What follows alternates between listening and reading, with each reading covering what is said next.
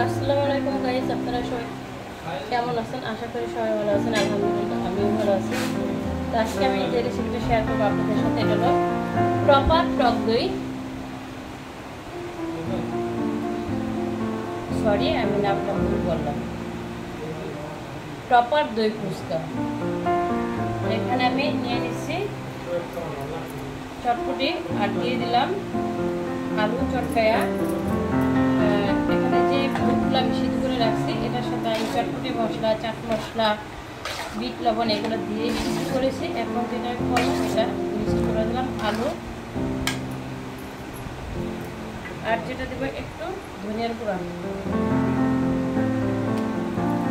দিয়ে দিলাম, একটু ধনিয়া আর জিরা। এটা আমি ভেজে গুঁড়া করে নিয়েছি, সেই গুঁড়াটা।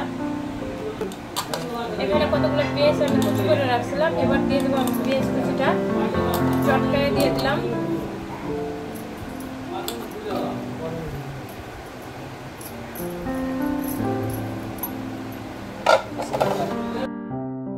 আমি কিছু ধনিয়া পাতা আর এখানে আমি একটু টক গুলা রাখছিলাম, কিছুলো টক, সেটাও দিয়ে দিলাম এটার মাঝে।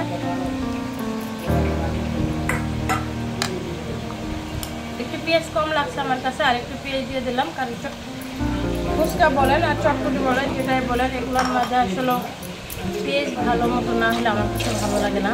আমি একটু পেঁয়াজটা বেশি পছন্দ করি, কাঁচা পেঁয়াজটা আমি বেশি খাই। তো আপনারা না চাইলে এটাকে স্কিপ করতে পারেন।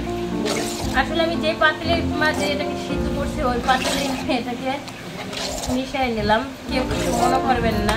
দেখেন আমি আপনাদের সাথে ন্যাচারাল ভিডিও সবসময় ছাড়ার চেষ্টা করি। আমি আগের থেকে আপনাদের প্রতিটা ভিডিওতে আমি বলি আমি কোনো আর্টিফিশিয়াল দিয়ে আমার ভিডিও বানাই না, আমি এমনভাবে বানাই সাধারণভাবে যাতে সবাই বুঝতে পারে। এত ফ্যাসিলিটি দরকার কি ভাই? আমরা তো ফ্যামিলি থেকে ভিডিও দিতেছি, কোথাও অকেশনে যেয়ে রান্না করতেছি না।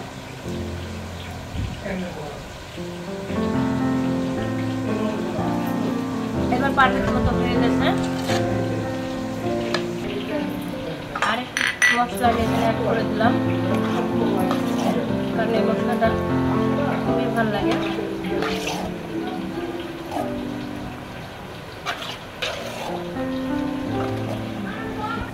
আর দাঁড়া নিয়ে নিলাম টক দই, যেহেতু আমি টক দই দিয়ে এটা বানাবো টপারটা। আমি একটা টক দই ফাটাই নিলাম, এই টক দইটা আমি নিজেই তৈরি করে রাখছিলাম। আর এখানে দিয়ে দেবো আমি সরিষা বাটা 1 চামচের মতো,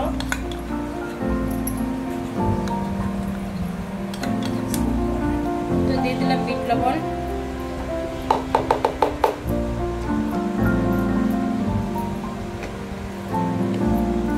এখানে দিয়ে দিলাম আমি মশলাটা যেটা আমি রাখছিলাম বানায়া, দিয়ে দেবো আমি চাট মশলাটা,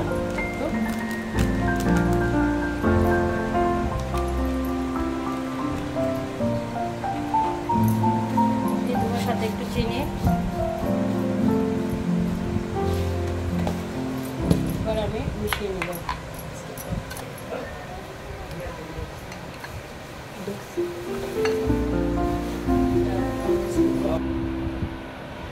তো আমার টপারগুলো আগেই বানানো ছিল, আমি ওদিন যে বানাইছি তখন একটু বেশি করে বানাইছিলাম। আমি এটা পলি ব্যাগে ভরে রেখে দিয়েছিলাম, নষ্ট হয়নি। তো এখন আমি এটার মাঝে দিয়ে নিলাম যে মশলাটা আমি বানাইছি ফুচকা, সেটা ভরে নিলাম। এভাবে আমি সবগুলোই রেডি করে নেব।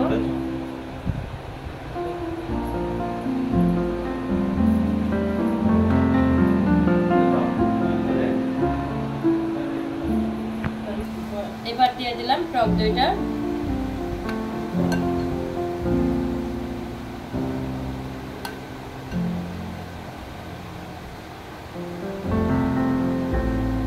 এটা প্রপার দই ফুচকা।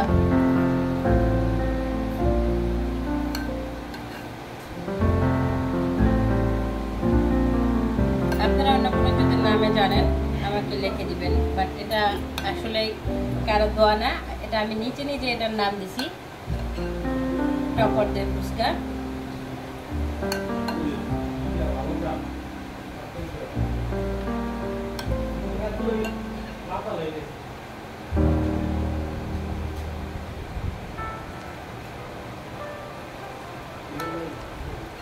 দইগুলো আমি সব ভরে নিলাম।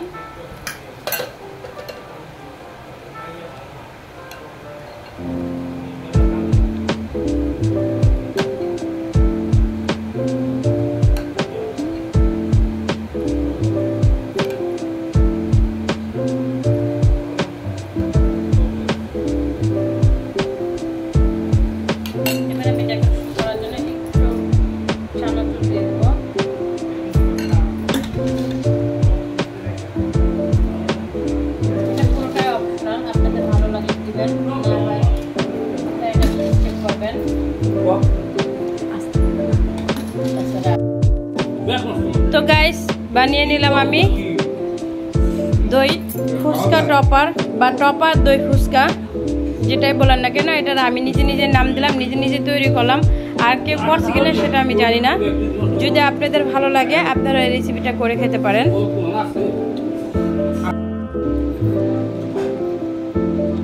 আসলেই কেমন হয়েছে খেতে?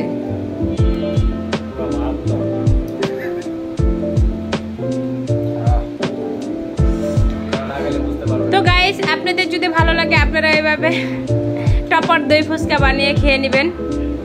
আমরা কিন্তু এগুলো খাই, বাট ওটাকে কি বলে আমি জানি না। বড় করেই কিন্তু একটা দেয় আপনার দই ফুচকা, জাম্বু দই ফুচকার মতো আর কি। তো আমি নিজে নিজে এভাবে বানালাম। যদি ভালো লাগে থাকে অবশ্যই অবশ্যই আপনারা বানিয়ে খাবেন। আর আমার পেজটাকে ফলো দিয়ে রাখবেন। আল্লাহ হাফেজ।